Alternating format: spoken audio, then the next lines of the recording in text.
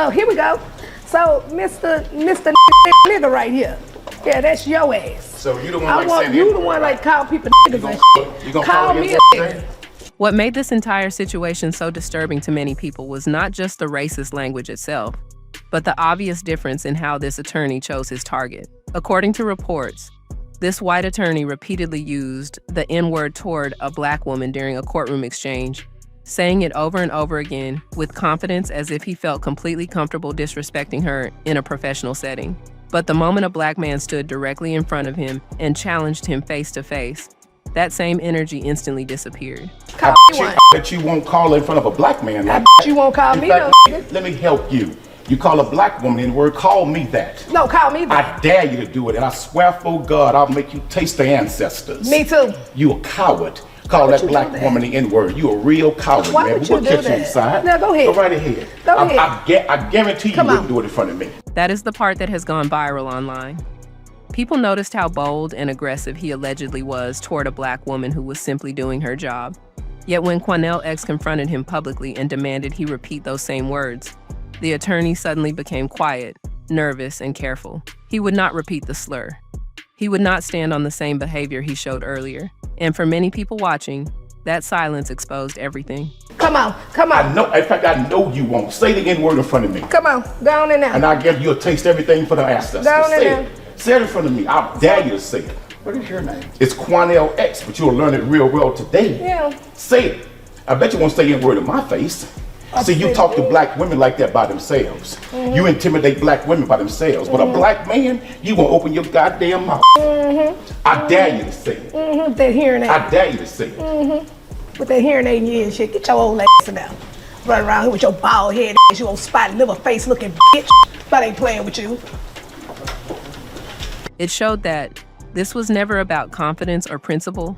It was about intimidation. A lot of viewers felt this incident highlighted a larger issue that black women often talk about: being disrespected, targeted, or treated as if they are easier to attack because some people assume they will not be defended or protected the same way. And what I try to tell black women in particular and women of color in general, including my trans sisters, is look, you are this part of your identity racially, culturally, and you're a woman.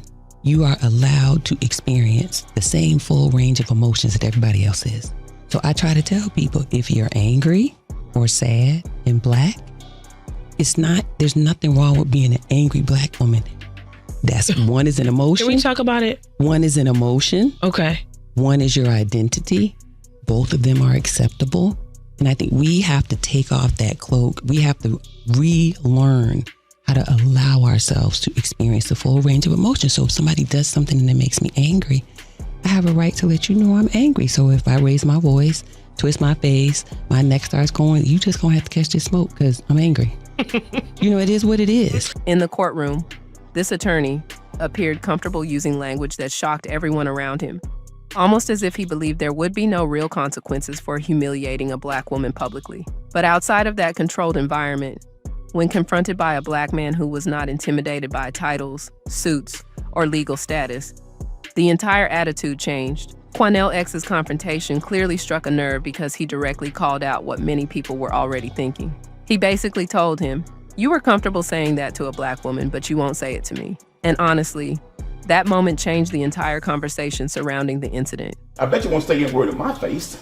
See, you talk to black women like that by themselves. You intimidate black women by themselves. But a black man, you won't open your goddamn mouth. The confrontation was not just about anger. For many people, it was about accountability. It was about forcing someone to stand behind the hateful language they used when they thought they were safe. But instead of repeating the slur with the same confidence, the attorney stayed silent, avoided engaging, and later claimed he could not comment further. Sir, would you like to make a comment about what you said or about what happened? I'm not allowed to make a comment at the present.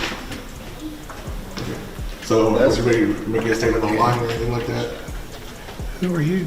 To many viewers, that silence spoke louder than any apology could. It also became a moment about protecting Black women. And this is what happened? There is a public statement online that is circulating. What I will say is I thank everyone for their support in coming today.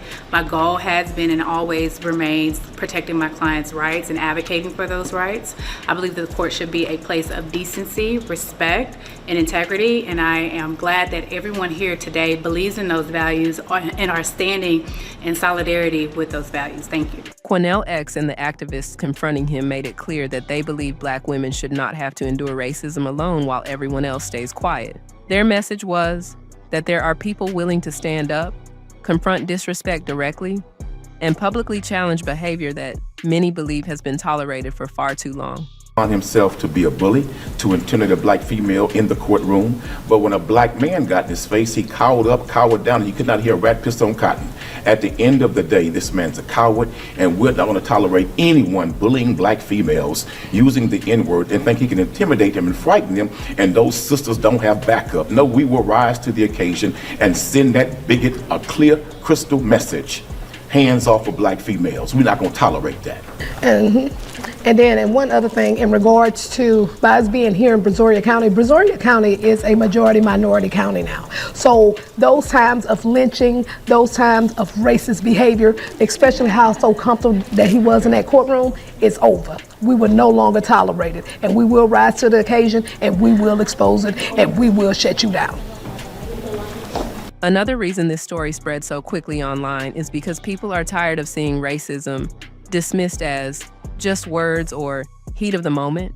This was a courtroom, a place where professionalism, fairness, and respect are supposed to matter most.